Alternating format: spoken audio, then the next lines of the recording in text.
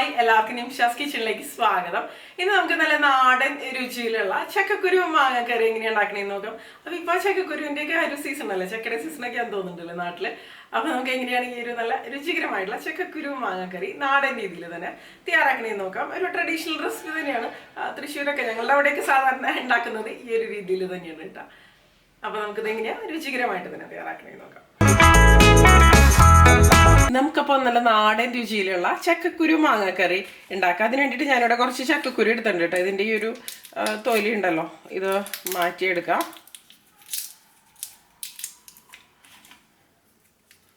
ഇപ്പോൾ നമ്മുടെ നാട്ടിലൊക്കെ ചക്കയുടെ സീസണാന്ന് തോന്നുന്നുണ്ട് അല്ലേ. ഇത് ഒരുപാട് വലിപ്പമുള്ള ചക്കക്കുരു അല്ല, ഇത് വിയറ്റ്നാം എഹ്ലിയുടെ ചക്കക്കുരുയാണ്. അപ്പോൾ ചക്കക്കുരു എടുക്കുമ്പോൾ എന്താ പറയുക, അതായത് ചക്ക നമ്മൾ ക്ലീൻ ചെയ്തതിന് ശേഷം ഒരു 1-2 ആഴ്ച, ഒരാഴ്ച അല്ലെങ്കിൽ 2 ആഴ്ച വെച്ചതിന് ശേഷം എടുത്തു കഴിഞ്ഞാൽ ചക്കക്കുരുവിനൊരു മധുരരസം വരുമല്ലോ. അപ്പോഴായിരിക്കും കറി ഉണ്ടാക്കുമ്പോൾ ഒന്നും കൂടി നല്ല ടേസ്റ്റി ആയിട്ട് വരിക.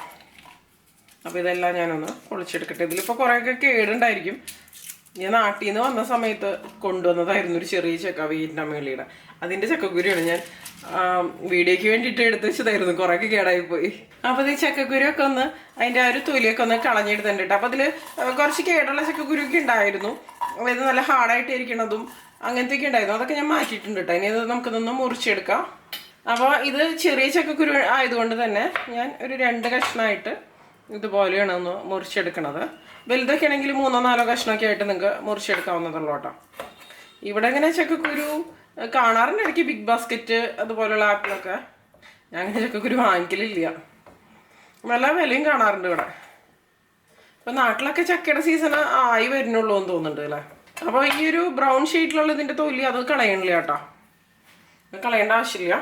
അപ്പോൾ അത് ഈ ചക്കക്കുരു എല്ലാം ഞാൻ മുറിച്ചെടുത്തിട്ടുണ്ട് കേട്ടോ. അപ്പോൾ കട്ട് ചെയ്യുന്ന സമയത്ത് എന്തെങ്കിലും കേടുള്ളതൊക്കെ ആണെങ്കിൽ മാറ്റാം, ഹാർഡായിട്ടുള്ളത് കേടുള്ളതൊക്കെ മാറ്റി കളയാം. അപ്പോൾ അത് ഈ ചക്കക്കുരു എല്ലാം നന്നായിട്ട് കഴുകിയെടുത്തിട്ടുണ്ട്. ഇനി നമുക്കിത് വേവിച്ചെടുക്കാം കേട്ടോ. അപ്പോൾ ഞാൻ ഈ ഒരു മൺചട്ടിയിലേക്കാണ് ഈ ചക്കക്കുരു ഇട്ട് കൊടുക്കണത്. അല്ലെങ്കിൽ നിങ്ങൾക്ക് ഇപ്പോൾ പ്രഷർ കുക്കറിൽ വേവിക്കണമെങ്കിൽ വേവിച്ചെടുക്കാം. 1 വിസിലൊക്കെ മതിയാവും, മാക്സിമം 2 വിസിൽ. നമ്മളെടുക്കുന്ന ചക്കക്കുരുവിൻ്റെ ആ ഒരു വേവിനൊക്കെ അനുസരിച്ച് വ്യത്യാസം വരുന്നുണ്ടോ. ഇതിലേക്ക് നമുക്ക് 1/2 ടീസ്പൂൺ അളവിൽ മഞ്ഞൾപ്പൊടി ഇട്ട് കൊടുക്കാം. പിന്നെ 1 ടീസ്പൂൺ മുളക് പൊടി, പിന്നെ കുറച്ച് ഉപ്പും കൂടി ഇട്ട് കൊടുക്കാം. പിന്നെ ഇത് വേവാൻ ആവശ്യത്തിനുള്ള വെള്ളം ഒഴിച്ച് കൊടുക്കുക. ഇതിലേക്ക് ഒരു 1.5 കപ്പോളം അളവിൽ വെള്ളം ഒഴിച്ചിട്ടുണ്ട്. എല്ലാം കൂടി നന്നായിട്ടൊന്ന് ഇളക്കി കൊടുക്കാം. അടച്ച് വയ്ക്കാം, നന്നായിട്ട് വെന്ത് വരട്ടെ. ചക്കക്കുരു വെന്ത് വരുന്ന ഒരു സമയം കൊണ്ട് നമുക്കിതിന് വേണ്ട മാങ്ങ ഒന്ന് കട്ട് ചെയ്തെടുക്കാം. അപ്പോൾ മാങ്ങയുടെ അളവെന്ന് പറയുന്നത് നമ്മളെടുക്കണ മാങ്ങയുടെ പുളിക്കനുസരിച്ച് കിട്ടാം. ഈ ഒരു കറി എന്ന് പറയുമ്പോൾ അത്യാവശ്യം പുളിയുള്ളൊരു കറി തന്നെയാണ്. നമ്മുടെ ഇഷ്ടത്തിനനുസരിച്ച് പുളിയുടെ അളവിലൊക്കെ വ്യത്യാസം വരുത്താം. ഇപ്പം മാങ്ങയുടെ സീസണൊന്നുമല്ല, അത് കാരണം നല്ല മാങ്ങ ഒന്നുമല്ല ഇവിടെ തോന്നുന്നു. ടേസ്റ്റ് ചെയ്ത് നോക്കാം.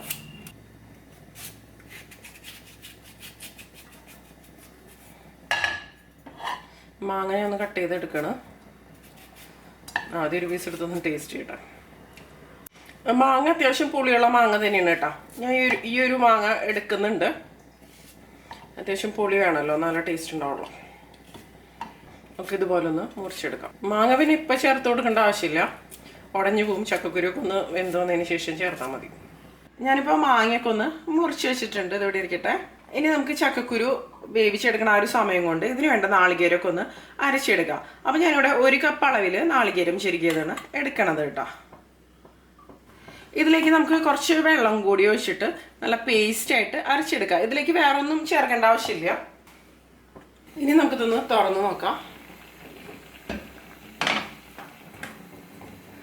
ഇതിപ്പോൾ ചക്കക്കുരു നന്നായിട്ട് വെന്ത് വന്നിട്ടുണ്ട്.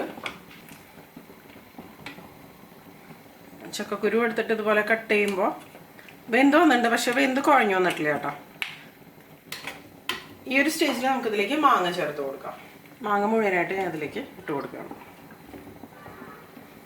ആവശ്യത്തിനുള്ള വെള്ളം കൂടെ ഒഴിച്ച് കൊടുക്കാം കേട്ടോ.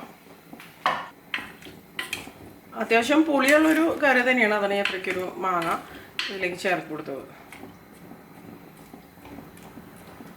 അതുപോലെ നമ്മുടെ എരിവിനനുസരിച്ച് മുളക് പൊടിയുടെ അളവ് നമ്മൾ ആദ്യം ചേർക്കുന്ന സമയത്ത് അഡ്ജസ്റ്റ് ചെയ്ത് കൊടുക്കാം കേട്ടോ. അടച്ച് വെച്ച് വേവിക്കുക, എന്ത് വരട്ടെ മാങ്ങ. ഇനി നമുക്കിതൊന്ന് തുറന്ന് നോക്കാം. ഇപ്പോൾ മാങ്ങയൊക്കെ ഒരു 3/4 ഭാഗത്തോളം വെന്ത് വന്നിട്ടുണ്ട് കേട്ടോ.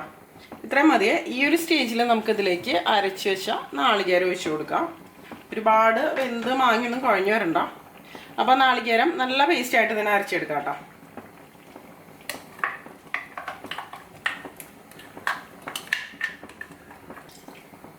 ഇതിൻ്റെ കൂടെ കുറച്ച് വെള്ളം കൂടി ഒഴിച്ചു കൊടുക്കാം. ഉപ്പ് അഡ്ജസ്റ്റ് ചെയ്ത് കൊടുക്കാം. ഉപ്പ് കുറവായിരുന്നു, വെള്ളം പോരാ, കുറച്ചും കൂടി വെള്ളമാവാം. കുറച്ച് ലൂസായിട്ടാണല്ലോ ഇരിക്കേണ്ടത്. ഇതിലേക്ക് നമുക്ക് കുറച്ച് കറിവേപ്പിലയും കൂടി അങ്ങോട്ട് ഇട്ട് കൊടുക്കാം. എല്ലാം കൂടി നല്ലപോലെ ഒന്ന് തിളച്ച് വരട്ടെ കേട്ടോ. ഇത് ഒരുപാട് അങ്ങോട്ട് സ്പൈസി ആയിട്ടുള്ളൊരു കറിയൊന്നുമല്ല. പിന്നെ ഇതിന് വേണ്ടിയിട്ടേ മാങ്ങ എടുക്കുമ്പോഴേ നല്ല മൂത്തിട്ടുള്ള മാങ്ങ കിട്ടണമെന്നുണ്ടെങ്കിൽ അതെടുക്കാം കേട്ടോ. അതായിരിക്കും നല്ല ടേസ്റ്റി ആയിട്ട് തന്നെ വരിക. നന്നായിട്ട് തിളച്ചൊന്ന് കുറുക്കി വന്നോട്ടെ.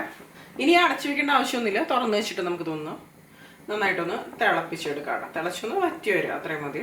ഇതിപ്പോൾ നന്നായിട്ട് തിളച്ചൊന്ന് കുറുകി വന്നിട്ടുണ്ട് കേട്ടോ. ഇത് മതി. നമുക്ക് ഫ്ലെയിം ഓഫ് ചെയ്ത് കൊടുക്കാം. ടേസ്റ്റ് ചെയ്ത് നോക്കാം, ഉപ്പൊക്കെ കറക്റ്റ് ആണോ എന്ന് നോക്കാം കേട്ടോ. ഞാനിതിലേക്ക് 1 ടീസ്പൂൺ പഞ്ചസാര കൂടി ചേർത്ത് കൊടുക്കുന്നുണ്ട്. കാരണം എനിക്ക് കിട്ടിയ മാങ്ങ അത്ര നല്ല മാങ്ങയല്ല. അപ്പോൾ ഒരു ടേസ്റ്റ് ഒന്ന് ബാലൻസ് ചെയ്യാൻ വേണ്ടിയിട്ടാണ് പഞ്ചസാര ചേർക്കണത് കേട്ടോ. നല്ല മൂത്ത മാങ്ങയാണെന്നുണ്ടെങ്കിൽ ഈ പഞ്ചസാര ചേർക്കുന്നത് ഒഴിവാക്കാം. ഫ്ലെയിം ഓഫ് ചെയ്ത് കൊടുത്തിട്ടുണ്ട്.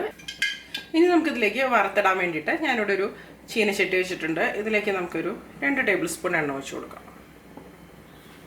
എണ്ണ നല്ലപോലെ ചൂടായിട്ട് വന്നിട്ടുണ്ട്. ഇതിലേക്ക് നമുക്ക് 1 ടീസ്പൂൺ കടുക് ഇട്ട് കൊടുക്കാം. കടുക് ഒന്ന് നന്നായിട്ട് പൊട്ടി വരുമ്പോൾ ഇതിലേക്ക് നമുക്ക് കുറച്ച് ഉണക്കമുളക് ഇട്ട് കൊടുക്കാം. പിന്നെ കുറച്ച് കറിവേപ്പിലയും കൂടി ഇട്ട് കൊടുക്കാം. എല്ലാം കൂടെ നന്നായിട്ടൊന്ന് മിക്സ് ചെയ്ത് കൊടുക്കും.